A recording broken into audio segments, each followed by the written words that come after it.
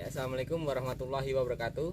Perkenalkan, nama saya Rozikin dengan nomor induk mahasiswa 0503848846 dari Fakultas Sains dan Teknologi Program Studi Agribisnis bidang minat penyuluh dan komunikasi pertanian UPBJJ Bengkulu. Di sini saya akan melakukan praktek mata kuliah Manajemen Rantai Pasok Agribisnis dengan judul Praktik Analisis Model Distribusi dan Transportasi Hasil Panen Buah Semangka yang berada di Desa Air Putih, Kecamatan Margasakti Sebelat, Kabupaten Bengkulu Utara, Provinsi Bengkulu. Di sini saya akan mewawancarai Bapak petani semangka tersebut. Baik Bapak, dengan Bapak siapa? Bapak Mustafa. Bapak Mustafa. Umurnya Bapak? 33 tahun. 33 tahun. Jenis kelamin laki-laki. Pendidikan terakhir Pak? S1. Luas lahannya 1 hektar.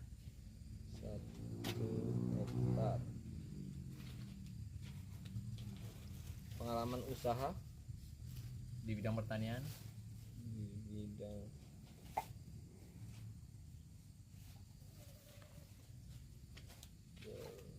pertanian Dan agribisnis.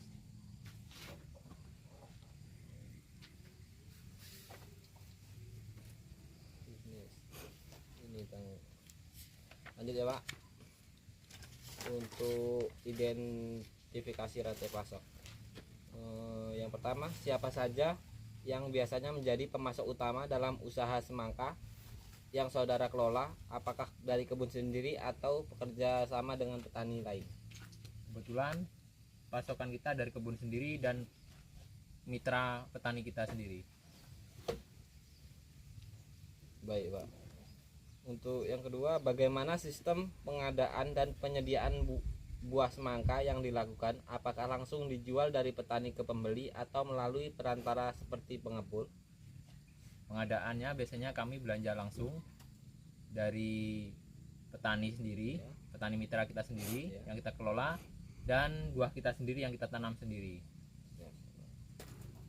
Untuk pemasokannya, berhubung kita langsung sebagai distributor langsung, Ya. dan kita pengelola CV kita sendiri, artinya buah yang kita tanam dan buah petani mitra kita tampung sendiri dan kita jual sendiri. Baik Pak. Bagaimana proses distribusi buah semangka dari hasil panen hingga sampai konsumen akhir? Biasanya distribusi panen dari lahan kita menggunakan transportasi seperti truk Ya. atau mobil pick up atau mobil lainnya untuk dibawa ke gudang buah.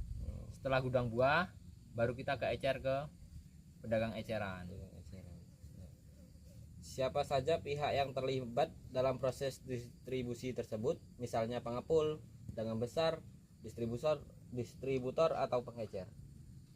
Pada saat distribusi yang bersinggungan langsung, yang berperan langsung yaitu pertama petaninya langsung, Ya. kedua distributor Ya. seperti pengepul kita sendiri, lalu setelah itu baru kita ecer ke pedagang-pedagang eceran. Apakah terdapat kendala utama yang sering dihadapi dalam proses distribusi transportasi buah semangka? Siap.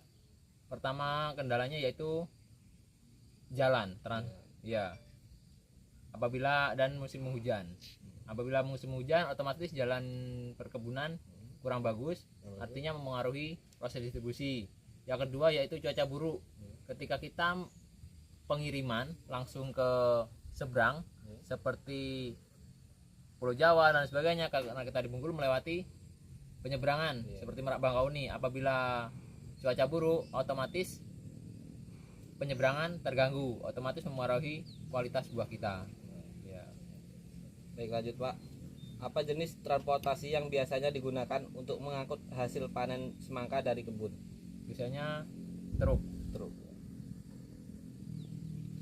Bagaimana kondisi jalan atau rute distribusi dari lokasi kebun menuju pasar pelanggan utama? Untuk saat ini rata-rata jalan distribusinya bagus. Apakah terdapat sistem penjadwalan tertentu dalam proses pengiriman hasil panen?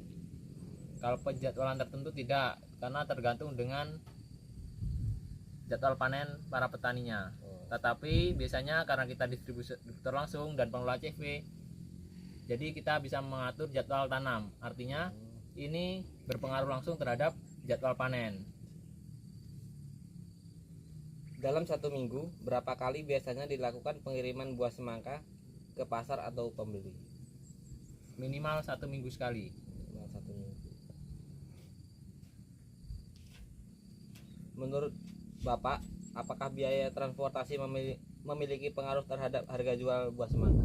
Tentu, karena semakin sulit jalan distribusi kita, otomatis cost untuk biaya pengeluaran menekan harga dari harga jual buah, otomatis mengurangi harga jual buah karena kita untuk biaya transportasi tersebut. Lanjut ya Pak, bagaimana saudara menilai efisiensi sistem distribusi dan transportasi yang digunakan saat ini? Kalau kita menghitung sistemnya ya, Iya. menghitung sistemnya mungkin kita mengakali untuk yang gimana itu meminimalisir ya. Iya. Meminimalisir otomatis kita jumlah muatan per angkutan. Ketika kita muatannya semakin banyak, otomatis menekan biaya distribusi karena semakin banyak muatan biaya semakin murah. Ya. Apakah terdapat hambatan yang sering terjadi selama proses pengiriman seperti kerusakan buah atau keterlambatan?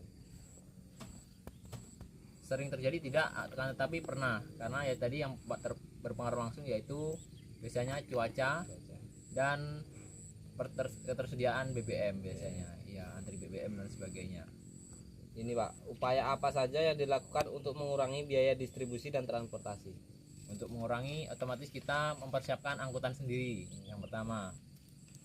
Dan yang kedua, kita mempersiapkan jauh-jauh hari untuk BBM-nya. Ya. Baik.